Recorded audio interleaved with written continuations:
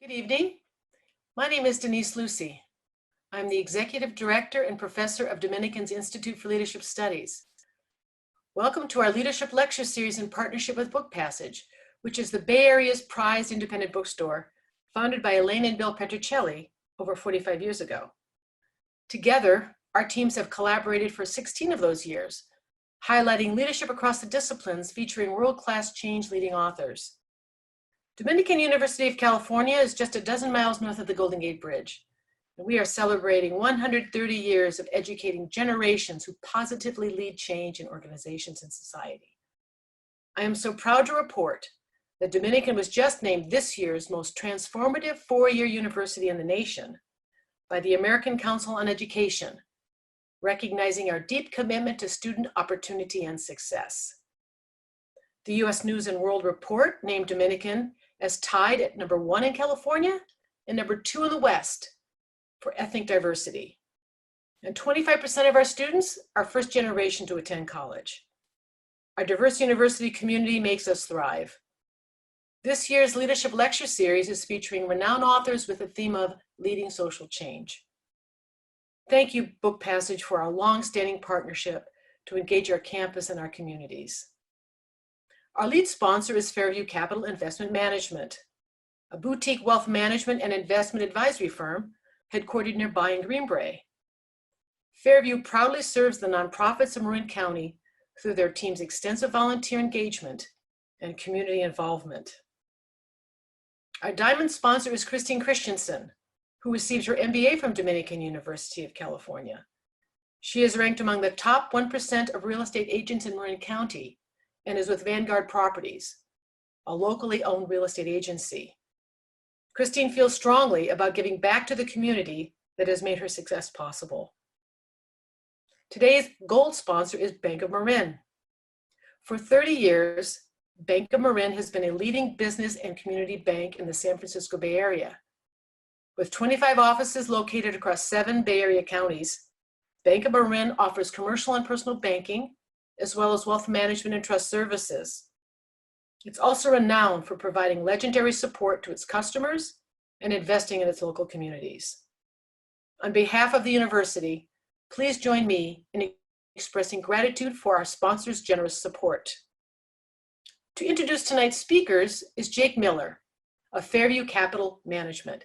Good evening, Jake.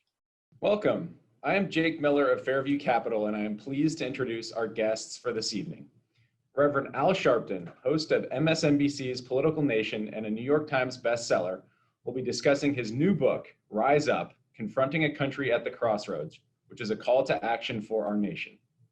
With over 40 years of experience as a community leader, politician, minister, and advocate, Reverend Al Sharpton is one of America's most renowned civil rights leaders. He is the founder and president of the National Action Network, one of the leading civil rights organizations in the world. He also hosts the nationally syndicated radio show, Keeping It Real, which broadcasts in 40 markets 5 days a week. Reverend Al Sharpton is joined in conversation with Alicia Garza, an organizer, political strategist, principal at the Black Futures Lab, host of the Lady Don't Take No podcast, and co-creator of the Black Lives Matter Global Network. Please join me in welcoming Al Sharpton and Alicia Garza. And I think we're live. Hi, everybody. My name is Alicia Garza, and I could not be more thrilled to be in conversation tonight with my friend, the rabble-rouser, the organizer, the freedom dreamer, Reverend Al Sharpton. Rev, we got a lot to talk about tonight, but first, before we get started, I definitely have to give a shout out to my hometown bookstore, Book Passage, where, I don't know if you know this, Rev, but that's my hometown. You know, I used to hang out over there. Book Passage, okay.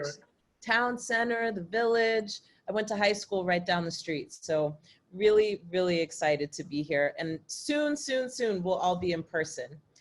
But let's get started, Rev, because we got a lot to talk about. And honestly, this week, everything went bananas. So first, let me start with asking you, how are you doing? And also, you know, I was doing a little research on you. I mean, we've known each other, but I had to do some background.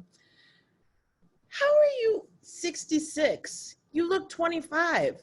How does this work? Oh, How Now, does this work? we can end this now with that line. I love How does it that. work? What kind of elixir are you drinking? I need to get your secrets. Well, I do, I am a vegetarian and I do drink kale juice and I work out every morning. Come on. Even in the mornings that I have to do early, like tomorrow I'm doing a morning Joe at 6 in the morning Eastern time. I'll be up at 3 working out.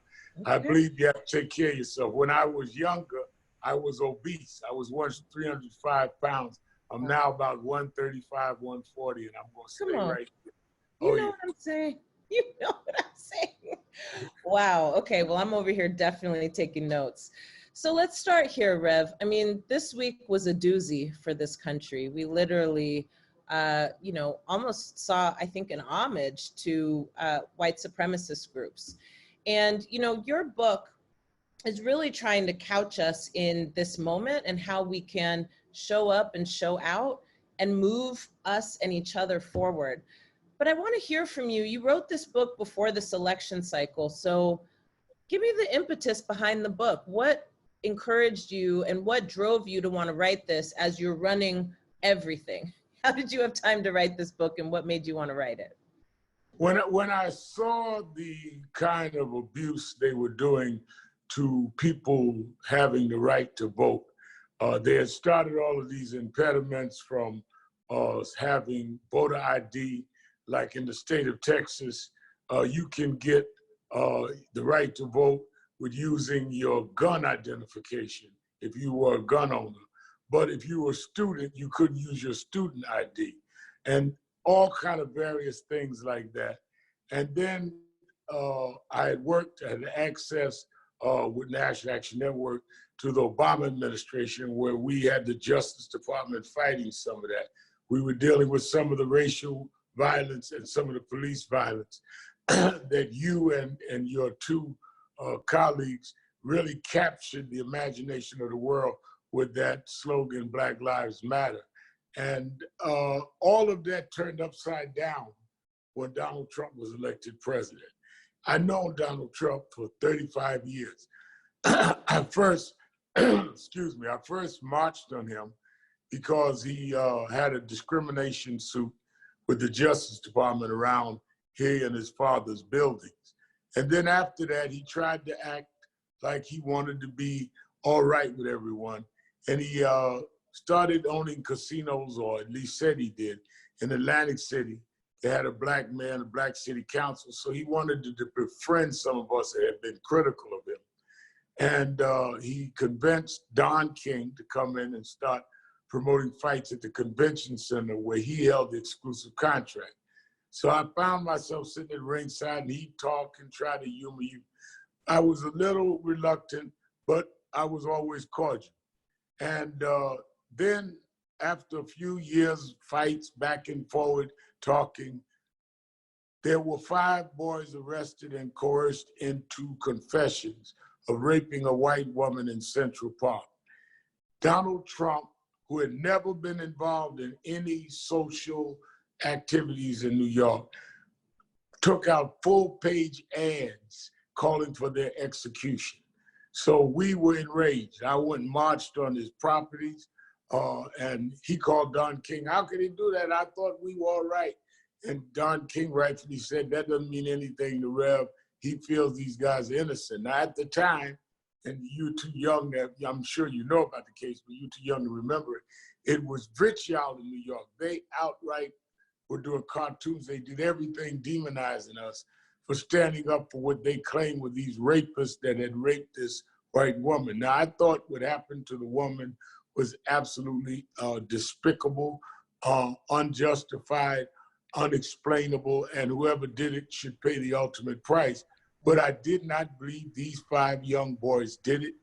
One of their grandmothers had called me. I never get involved in a case unless we're called. And I stood up, and others stood up, but not many others. We were castigated even by some of the black officials. Right. Time went on, and they went to jail. Later, many years later, they were acquitted because someone in jail who was in the cell with someone else confessed that he did it. They did a DNA check, and find out they did not do it. And the guy that did say this to his cellmate was the one guilty. So they let them out. One did 13 years. Where do you go, Alicia, when you do 13 years in jail for rape that you didn't do? He couldn't get a job. And his mother brought him to us. So he worked for National Action Network for 3 years. And that's why all of us stayed together. But during the ensuing years, Trump started saying he was with the Democrats. He would write checks to support Congressman Charlie Rangel. He supported a Latino brother for mayor, Freddie Ferrer. He came to our National Action Network convention twice. Everything started looking like, well, maybe the guy had a change of heart. And then he started with birtherism, that Barack Obama was not born in this country. And I said, this is outright us against them. This is racism. This guy is really coming with some real bigotry. And ironically, a person that I knew went to law school with his lawyer. His lawyer called him and said, why is Al beating up on Don? Don just doesn't believe he was born here, that Obama was born here. Can you set up a meeting? We sat down and met, and we argued for 45 minutes. I walked out and said, we just agree to disagree. I saw him about a month or two later, and I write about this in the book. And it was at the 40th anniversary of Saturday Night Live, and all of us that had hosted Saturday Night Live was there. And as I'm walking in, Donald Trump is sitting in a seat, and he looks over the rail where he was sitting, and he sees me. It's the first time we saw each other, and I've been blasting him on my MSNBC show I was on then 5 nights a week. He looks at me and kind of sticks his hand out, and he gives me a thumb handshake, and he says, you do what you got to do, I'll do what I got to do. And that's when I knew he was dug in, he was going to do this. I never dreamed that 8 or 9 years later, he'd run for president and become the president. So I knew we needed to dig in against all that he was going to stand for. He won. He lost the popular vote, won the electoral vote. Immediately, all the things that all of us in various forms of activism was doing went out the window. The consent decrees that the Justice Department put on policing in various cities with a pattern of police abuse, Justice Department canceled it. They withdrew from the voter lawsuits. They began to do things that was outright bigoted. And as we began organizing things you were doing and things that became very apparent, everybody had to find a way to deal. I was saying that we have to do it in an intersectional way, because too many in our community were fighting for Black rights, but not dealing with gay rights, LGBTQ rights, not dealing with climate change, not dealing with gender equality. And unless we all came together, this was not going to work. And I write in the book, it's not just on Black concerns, though clearly it's based on that, but I do a chapter on why I was so committed to that. Some of my minister friends told me I couldn't come preach in their church because I came out for same-sex marriage. But my sister, the only full sister I have, was gay since we were kids. And my sister was the one that challenged me, saying, how are you going to fight for civil rights for some and not for all? You're not a civil rights leader. And she got me to see, I'm like, before my teenage years, see that she had to face the bigotry of being Black and being a woman and being gay.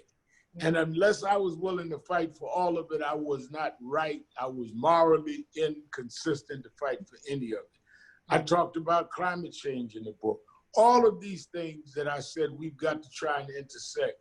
And I came to the conclusion early this year, as we knew the election was coming, I want to write a book and try to bring all of this to be out front in writing and share some of my thoughts, but not only my thoughts, how I got there. When Shirley Chisholm ran for president, for example, in '72, I was just 18, I was a youth director. I saw how Black political men, leaders, would not touch her. She was not even invited to the National Black Political Convention. So for me to be able to go from Shirley Chisholm for president seeing Kamala Harris on the ticket is a long journey, and I wanted to write it down. I had no idea, Alicia, that when we were doing the manuscript and finishing, George Floyd happens. And the family called me, Ben Crump, the attorney, called me and said they would like you to get involved. I called Eric Garner's mother, who was choked to death in a chokehold, as you know well, in New York, and said that I know it's a pandemic. I just got called. You saw the film of George Floyd. And he said, I can't breathe like your son. If I can get a way to get us to Minneapolis, they'd like us to do something. She said, I'll go. I called Tyler Perry and Robert Smith, and they sent a private plane and flew me and Eric's mother down. We did a vigil, came right back. When I landed back in New York that night, they called and asked would I do the eulogy.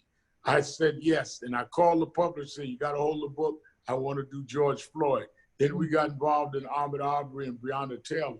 So the reason the book came out later is I wanted to get all of this in. We ended right before we did the big march on Washington.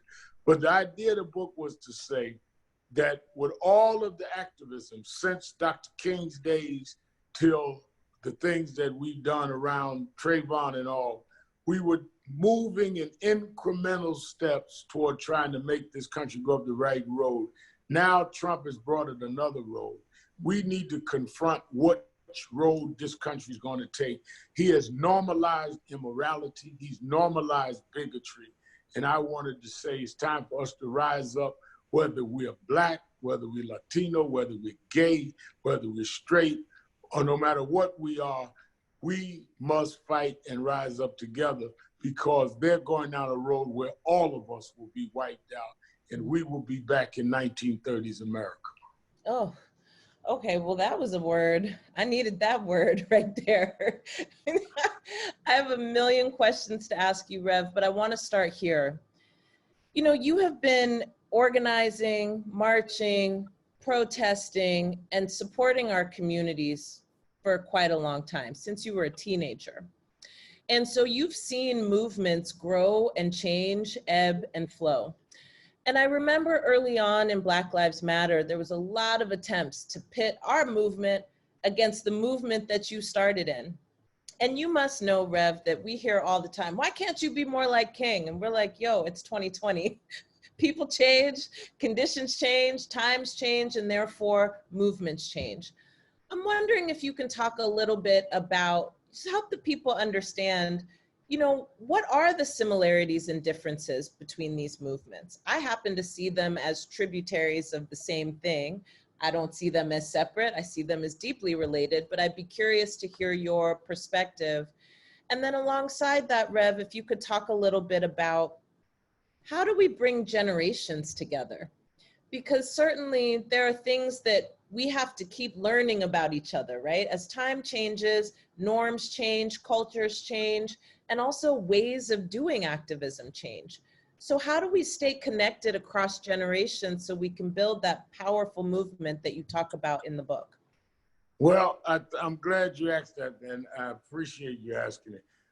I remember when you and others started getting active, and some of those that had been in the movement a while, that started in my generation, were threatened by it. And I said to them, I said, you know something? Do you remember when we were kids and we thought Jesse and them were in our way? Wow. I think part of it is that every generation creates their own. And Jesse and I was Jesse's youth director when I started at 13. Jesse and them were the young bucks in the King movement and thought that King wasn't hip. Dr. King never wore a big afro like Jesse used to wear and didn't wear a medallion. And Julian Bond and all of them were that age. Yeah. I said, just like we had to develop our style. I was not born in the South. I never sat in the back of a bus. So we were a little more urban. We were a little more cutting edge at that time. A lot of the Southern oriented activists that were mentoring us felt that we were too rough edge. But I was born and raised in Brooklyn, New York. If you weren't rough edge, you couldn't organize. and right. I'm competing. I used to tell them, you come out of little towns. I'm in New York where there's Broadway lights and the Statue of Liberty, Empire State Building. If you don't show out, you're not going to get attention on your issue.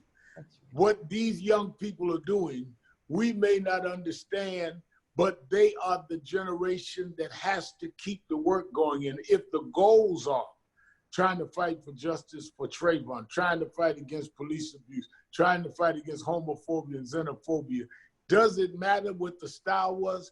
I remember, my father left when I was 10. I'll give this personal example. And I always had this thing of looking for a father.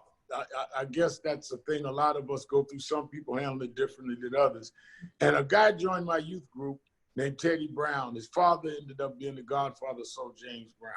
Mm-hmm. Teddy got killed in a car accident. James Brown came to New York because that's where Teddy got killed. And James Brown decided he wanted to do something in Teddy's memory. And the disc jockeys told him, you ought to meet this teenage preacher, same age as your son, 18. And James kind of did a concert with me, liked me, gave me something else to do. I did it. And over the years, about 3 or 4 years, I became like the replacement for Teddy. He had other kids, but I had the ambition that Teddy had. And he became the father I didn't have. One day we were on a plane going to Washington, D.C. I'll never forget it. And he said to me, Rev, I want you to do something for me. I said, what's that? He said, I want you to do your hair like mine. I had a fro. I said, all right. And he brought me, when we got to D.C., who styles his hair, and he conked my hair. And when I got back to New York, everybody, what are you doing? Get that mess out your hair. But it became my hairstyle because a lot of people didn't understand it wasn't a style for me. It was the first time in my life that a man affirmed for me my worth as that I had somebody that wanted me to emulate them. And it was a bond between me and the father I never had. So I said, they may have a different style. I had a different style. Y'all know how y'all used to talk about my hairstyle? They may talk different. They may curse. All of y'all curse in private. They use social media. You know why we didn't use social media? There was no social media. We were handing out flyers. They have Twitter.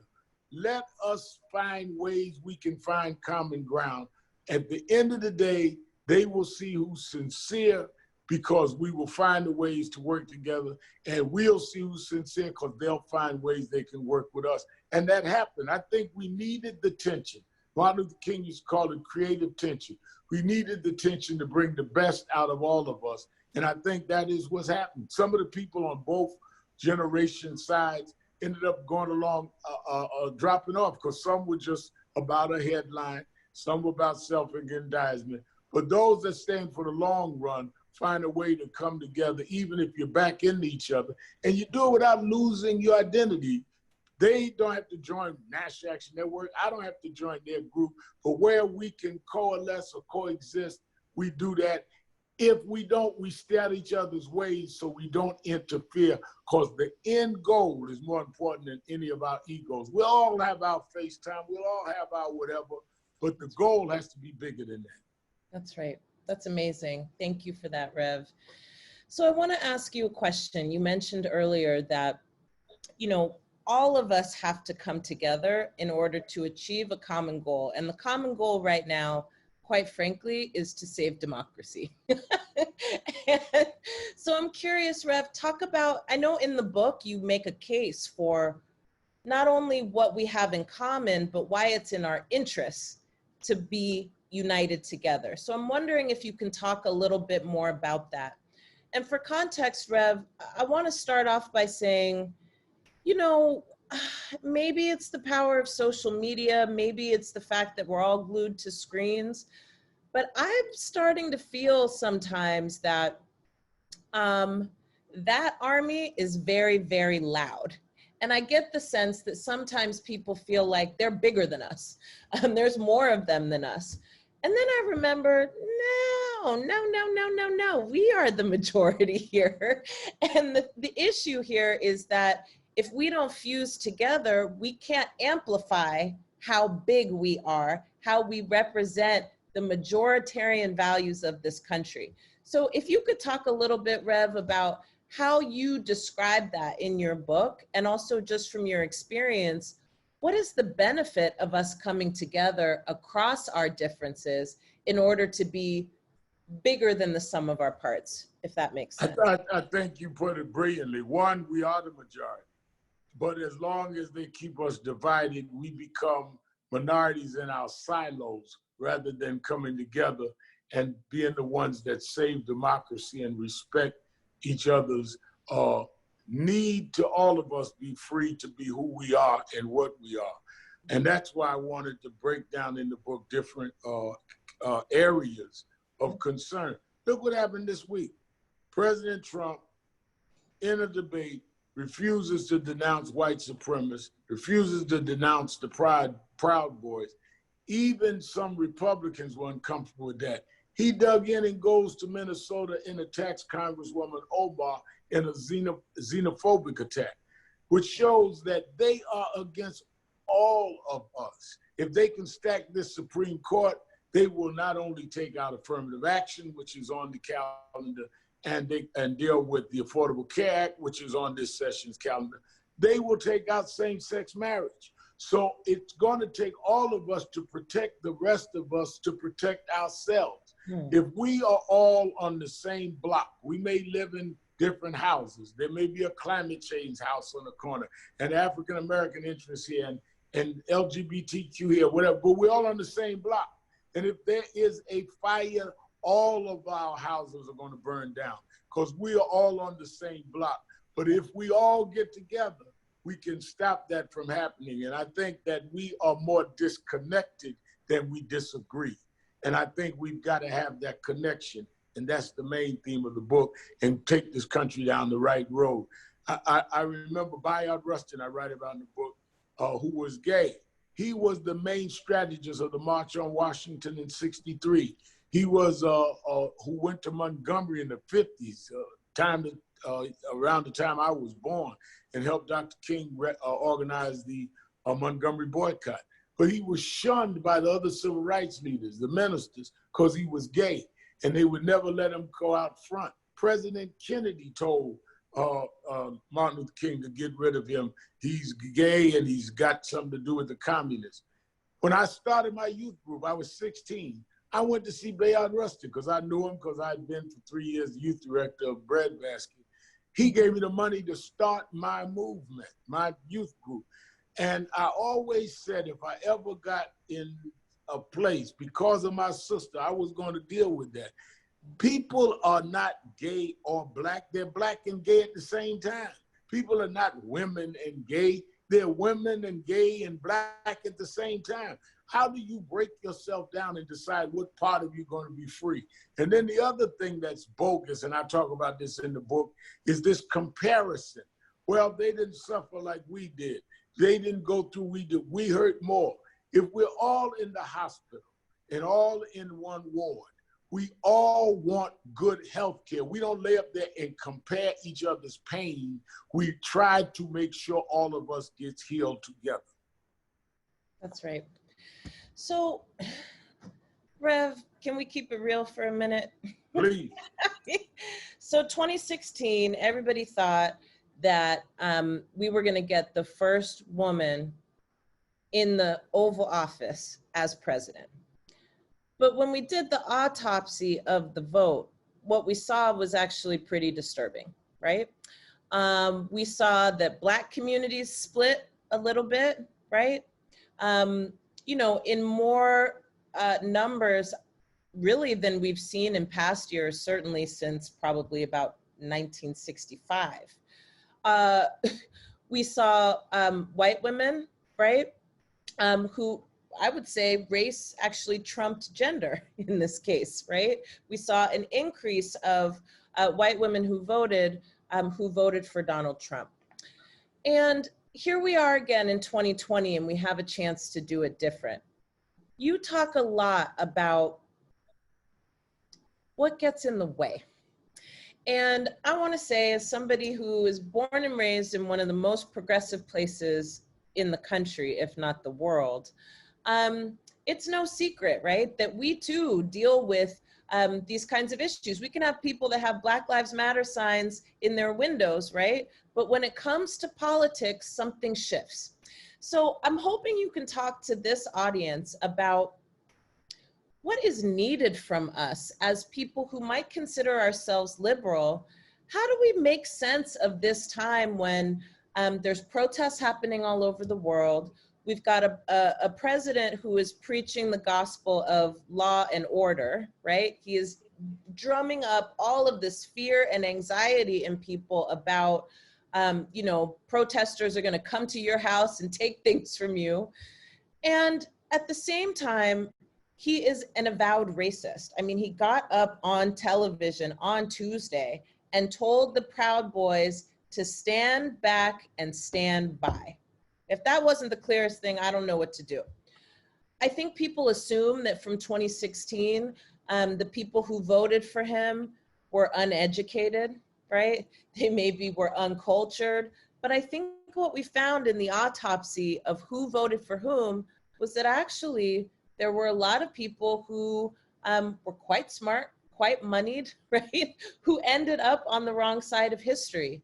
How do we keep from repeating that same dynamic this time in 2020? What would be your best advice to this audience?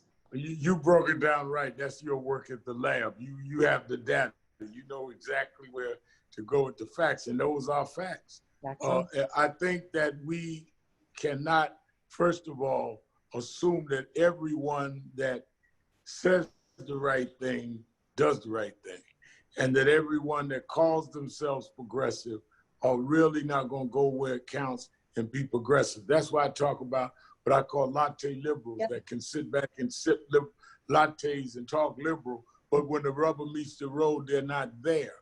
And I think we've got to address that straight up to them, that first of all, to Black men who did not vote in 16 like Black women did, and not the same degree, that you are not affirming your manhood by downing a woman or saying, I don't know if I can deal with a woman president.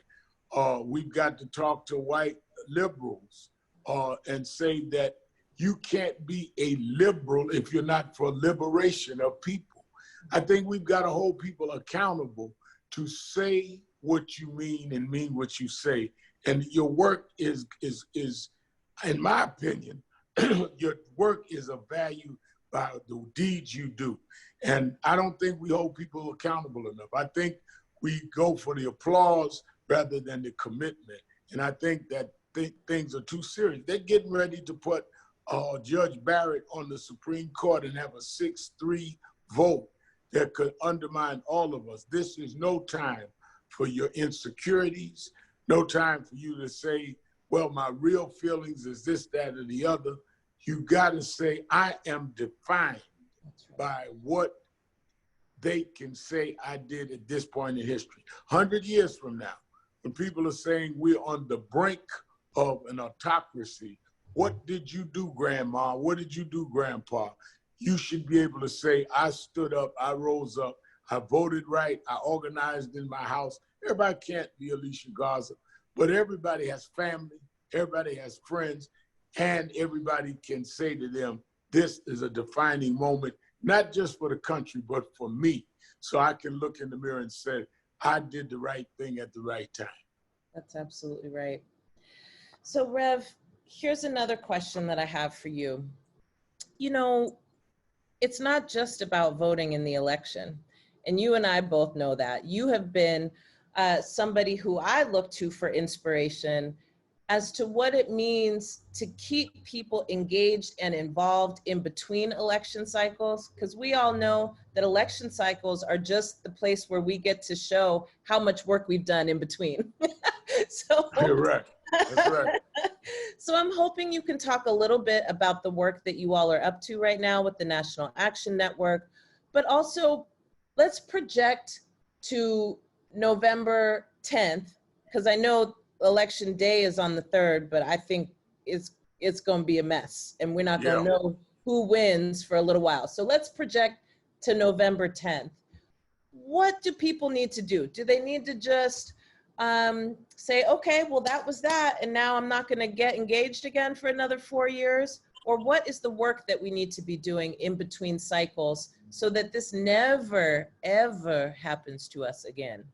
We need to organize in our small groups, or if they grow large, fine, with a consistency. Some do it with social media, some do it with chat rooms, some do it with rallies. National Action Network, we've been having Saturday morning rallies where several hundred people come every Saturday because we were built out of the model of the Black church. For 29 years now, we're 30 years old next year, every Saturday we meet. So the reason we can mobilize quickly is we never demobilize because we always have people at our fingertips.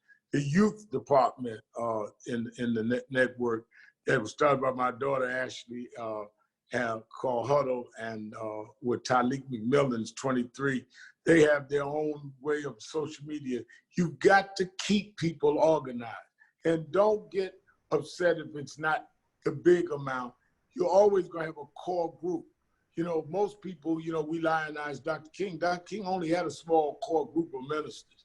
If you keep a core together, and then we've got to hold those that we do vote for accountable. If Joe Biden and Kamala Harris wins, we need to be right there the day after the inauguration saying, okay, now let's deal with this agenda.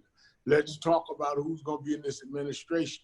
Because this is not a popularity contest. This is a policy move to try and undo what has happened in the last 3.5 years and to start picking up where we were with Obama, because we had not got to 100% with Obama. There was still a lot of stuff we didn't get done there. And I think we've got to be committed to the long haul, and we've got to form core groups around the country and find ways that we can intersect and other ways we won't. There's some things that all of us will do together. There's some things I say, I ain't with that. Y'all do that. I ain't going down it. I'll see y'all. That ain't, I don't like coffee. I drink tea, whatever it is. But where we can intersect, find where we don't. Hey, everybody supports everybody doing their thing, but we all want to hold people accountable to the agenda. The work won't end on, as you say, November 9th. It will begin, because we can't trust that everybody that will win, even if we win, are going to be loyal to what they committed unless we keep them honest. Mm-hmm. So let me ask you, Rev, because you've been doing this work since you were 13 years old. And, you know, I talk to people who sometimes say, well, I'm not an activist, right? I'm not an activist. I could never get out there like y'all do. That's not my skill. And I think sometimes maybe people think that like leaders like yourself, like Dr. King, like Sister Baker, right? Sister Davis, that they just like drank some magic potion and became super powerful. But I like to break up that notion, because to me, reading your story and, you know, being a student of history, what I know is that a lot of these folks were just regular people who wanted to make a difference in their community. They wanted to change the conditions they were living in, and they wanted to make sure that their families had a future. So what would you say to people who are listening right now and they're saying, well, I'm not Reverend Sharpton, and I don't even know where to get started, and I'm not even sure I'm cut out for this activism business. What do you say to those folks? And what's the first step that people can take to really being a change maker, but also a hero in their own story? I think that what they have to do is go and follow what they're driven to deal with. When I got started, you know, it's funny, you and I both get attacked by the right wing. And one of the things they always say is Sharpton's an opportunist. Like I knew at 13 years old, I'd have a TV show or a radio show. I mean, there's no career guide to what you do. Right. I started seeing things wrong. And to be honest about it, I was really enticed by Adam Clayton Powell, who was the congressman here, and he had a style and swagger. But he was addressing things that I saw was wrong. My father, like I said, left when I was 10. So we had to move from Queens, a comfortable house, to the hood. And I had never lived in the hood. Mm-hmm. And I started asking people my age, why didn't they pick up the garbage? They said, oh, they come on weekends. I said, what do you mean weekends? They pick up the garbage every day where I live. And when you called the police, they came. And when you went to the emergency room, you saw a doctor. So I saw the difference in zip codes. So that's what started me getting involved. My mother, who was a fundamentalist Pentecostal, was scared. He gonna leave the church because I was a boy preacher. She brought me to my bishop, and he brought me to Reverend William Jones, who was Dr. King's man in New York, who brought me to Jesse Jackson. And they kind of like nurtured me into, if you can bring some of the young people in the church in to the movement, and that's how I learned. I never had any idea I'd be doing that the rest of my life. I was going to go to seminary, have me a big church, buy a Cadillac, kick back, lay back, and live that life. But I was driven by what I believed, and I saw what needed to be done. So people should not say, I'm not going to be a Sharpton, I can't be an Alicia Garza. None of us, when you and your two colleagues wrote Black Lives Matter, you had no idea it would be resonating all over the world and defining for this time. You did what you felt. Zimmerman was acquitted. We did matter. You had to say something. That's right. And if you operate sincerely, I have found one thing out. The people that try to plot their way to fame usually don't get there. And the people that just operate out of sincerity, things will evolve that you couldn't even believe happened. Sometimes you want to get back and say, I don't know that I really want to do this, but you're compelled by what you believe. Follow your heart, that what speaks inside you, follow that, because that defines what you're about. I never will forget when we were fighting the Michael Brown case in Ferguson. And one night we had a rally, and the mother of Michael Brown stood up and spoke. And she said, I want to say this. And she was not an activist. She was not in the church, none of that. And this meeting was at a church. She said, Mark Twain said, the two most important moments in your life is the moment you were born and the moment you find out where you were born. She said, I found out now why I was born, to fight for sons like mine. I never forgot that. And that's what I challenge everybody. You know your birthday. I'll be 66 Saturday. Yay. Now I found out, thank you. I found out why I was born, and I do that. And I've told myself 1,000 times, I said, I can live a little now. We got a big staff, let them do what they want to do. And then the George Floyd family calls. And I got to go again, because that's what I was born to do. When we were leaving the cemetery, George Floyd, I hadn't had the chance to tell you this. George Floyd, when he was dying, literally with that knee on his neck, started calling for his mother. That's right. And when I came back to Minneapolis, you know, the second time to do the funeral, I said to Ben Crump, I said, I want to meet his mother. You know, I grew up a single mother, raised me, single parent home. And I want to meet his mother. He was calling for his mother. I want to be able to say something to her.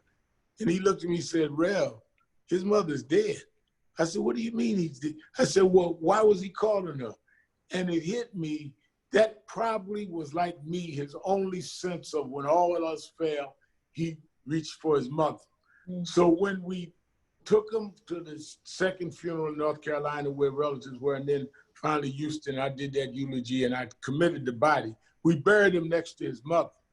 And as we were leaving the cemetery and we were headed back to the airport, I kind of teared up. And one of the young guys that worked with Nash Action Network said to me, this still gets to you. I said, let me tell you something, brother. When it doesn't bother you anymore, you're not in the movement anymore. I've done 50 times 50 of these, and it still bothers me because that's what I'm about. I'm about the George Floyds in them. If I never go back to a White House meeting, if I never have a TV show, I did this before that, and I'll do this after that. That's right. So I've got a couple more questions, Rev, before we wrap up for the evening. But let's talk about the role of the church in getting to the world that we long for, but also fighting for this country right now. You and I both know that churches have been a central organizing point for love and for hate. And I think we're trying to reconcile right now, right? When we look at the autopsy again from 2016, we also saw, right, that there was a huge push to organize evangelicals into the wrong side of history. You're somebody who has not just organized in our communities, right? But you've taken a very strong stance and a very strong stand inside of our religious institutions, our faith institutions, and tried to get us to attach the values that we are called to, right, in our houses of worship, to the way that we take action in the world. And that actually the ballot box should not be an exception to that. You also talk a little bit about this in your book. Can you expand for this audience? What do we need to do to make sure that the faith community can still be a safe haven for democracy, for justice, for love, and for peace? We need to challenge the faith community to stand up to its creed. Most of the prophets in the Bible were fighting the churches of that time, because the churches of that time represented the state that was oppressing the children of Israel, rather than serving the people. That's what the prophets were. That's what Jeremiah was. That's what Micah was. So I challenged them, what Bible are you preaching? Nebuchadnezzar was the head of state who had the high priest with him. Daniel and Shadrach, Meshach, and Abednego fought them. Jesus, if we believe that Jesus was God's son, why would God put his son in an unnamed, unheralded woman's stomach who was poor and who couldn't even get a room to have him in, other than he was trying to tell us that we supposed to be with those that are down and lift them up. And Jesus had to escape because, according to the scripture, an angel told Joseph, his earthly father, that the state is going to kill your son. They fled to Egypt. For what? Refuge, which means Jesus was a refugee. So how do you support a president that the other night with Congresswoman Omar condemns refugees when you tell me a refugee was the son of God? All we have to do with the faith community is take the Bible they hold up, even though the president holds it upside down, and say, do you believe this, or is this just some prop you use to support the state? The last time we see Jesus in the Bible, Alicia, he came in the temple and had a whip and started beating the money changers, saying, you turned my father's house from a house of prayer to a den of thieves. And that's the challenge we have to give the faith community. We're not asking you to be anybody else. We're asking you to be what you say you are. Come on, Rev. Come on. Yes, yes, yes, yes, yes. Okay, I think we've got time for like one more question, I believe. So you have a new grandson who I know you just absolutely adore. And if there was one hope that you had for the world that your grandson can grow up in, what would that be? My real hope is that by the time he'll be 2 years old in December, by the time he gets 20, that a lot of these issues will have been resolved, and that we will have turned the corner and gone the right road, that we will have risen up. That's my hope. But what I'm going to make sure of is wherever we are, he could say, when things were rough and when things seemed hopeless, my grandfather was part of those that helped to fight to make it better. I don't want him to have to say, I wonder what grandpa was doing when all that was going. Was he just happy that he was known and had a little show or something? Yeah. I want him to be able to say that when they needed a vanguard to stand up, my grandfather was part of that. And I'll rest in peace knowing that I didn't shame him by shrinking when it was time for me to stand. Yes, that's what I'm talking about. Rev, thank you so thank you. much. And you know, I love you to death. Thank you so much. No, the feeling is so mutual. And thank you to Elaine and the book passage for having us. I'm going to turn it over to you, Elaine. Thank you so much, Alicia.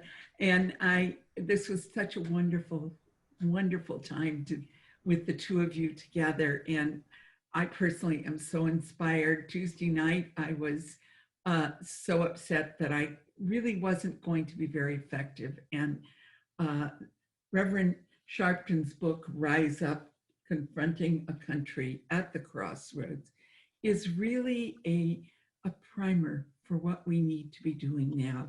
No matter how we can do it, we all have to be doing what we can together. And that's one of the reasons that I so love Dominican University, because Dominican went from a girls' school to this amazing school that has over 80% of the students receive financial aid from Dominican.